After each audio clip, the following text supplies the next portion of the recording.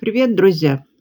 Задумывался ли каждый, для чего мы живем на этой земле? Земля дана для того, чтобы на ней сеять. Все на этой земле сеется. Цветы, растения, животный мир и даже человек сеется. Рождает, умирает и уходит в землю. Для чего нам дан этот маленький промежуток времени? Для того, чтобы человек расцвел, завял и умер?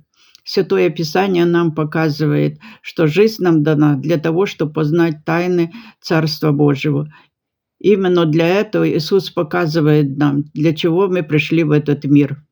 Но человек может жить для себя, обогащаться, чем угодно заниматься. Но Господь говорит, что сию ночь приду и возьму душу твою. Кому останется все то, что ты заготовил материально за свою жизнь?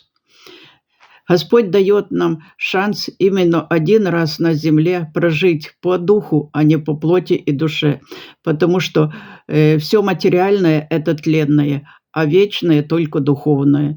Поэтому жизнь нам дана для того, чтобы удостоиться Царства Небесного. А для этого нам нужно посеять свою жизнь ради Христа и Евангелия, стать учеником Иисуса Христа, патриотом Царства Небесного. Аминь.